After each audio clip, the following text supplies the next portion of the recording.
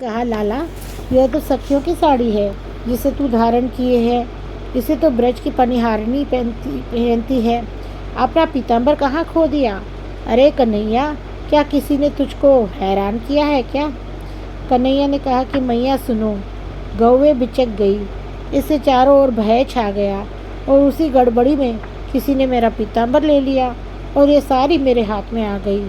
फिर कहा कि मैया, मैं उनको जानता हूँ, अभी जाकर मैं अपना पीताम्बर ले आऊँगा। मायापति की बड़ी विलक्षण माया है। भोली भाली मैया उनकी बात मान गई। कन्हैया ने उसे ही अपनी माया से पीताम्बर बना दिया और क्षण भर में मैया को पहनाकर दिखा दिया। उधर राधा दोहिनी लेकर घर आई और ड्योढ़ी पर आकर ही मैया को बुलाया। कीर्ति मैया ने जैसे ही पीताम्बर पहने राधा को देखा, वो सशंकित हो गई और उसने बेटी को अभाव भी भिन्न देखा। अतः बोली कि प्यारी राधा, क्या तुझे कहीं नज़र लग गई है? तू सीधी बात क्यों नहीं करती?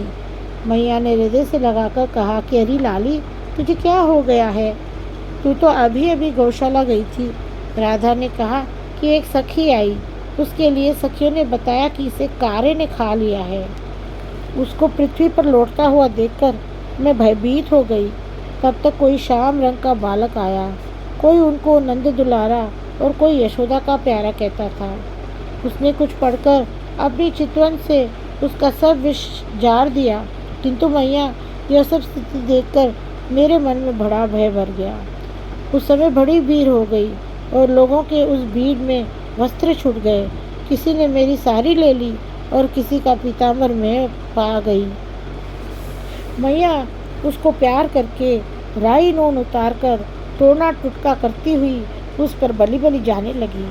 फिर उसे प्यार करके समझाया कि तुझे घर में खेलना क्यों नहीं अच्छा लगता? तू निर्भय होकर ब्रज में घूमती रहती है और यमुना तट तक चली जाती है। तू रोकने से मानती ही नहीं। तू चलते समय इधर उधर देखती है, अपना रास्ता नहीं देखती। न जाने तू क्या सोचती रहती है। प्यारी राधा 7 वर्ष की हो गई है और वह मैया बाबा दोनों ही की प्यारी दुलारी है। उसके लिए मैया सद माखन, शहद, मेवा, पकवान और मिठाई आदि ले आई और उसे अपने हाथ से खिलाकर सुला दिया। उसे सोता देखकर मैया को कुछ धीरज हुआ। मधुर मधुर सपनों में राधा कन्हैया को देखती हुई कान कान ऐसा कहकर चौंक पड़ती थी। ब्रह्मा विष्णु और शंकर जिनकी बातों को नहीं जानते, उनको भला भोली भाली मैया क्या जाने। उसे हृदय से लगाकर मैया ने बहुत से देवताओं की मनौती की। अपना हाथ बार बार उनके सिर पर फिराया।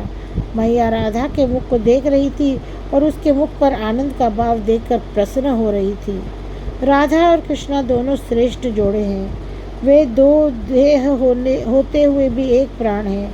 वे रसिक जनों को रस पिलाने के भाव से लीला रस को प्रवाहित करते हैं। दोनों छवि और श्रृंगार रूप बन करके आए हैं और वे दोनों विहार करते हुए छवि छा रहे हैं। दोनों एक दूसरे के हृदय में बसकर शोभा दे रहे हैं और एक दूसरे की ओर देखकर एक दूसरे को मोहित करते हैं। श्री राधा जी मैया को कुछ समझाकर प्रातः काल नंद महल की ओर आ गई और मधुर स्वर से सकुचाती हुई कुंवर कन्हैया को पुकारने लगी।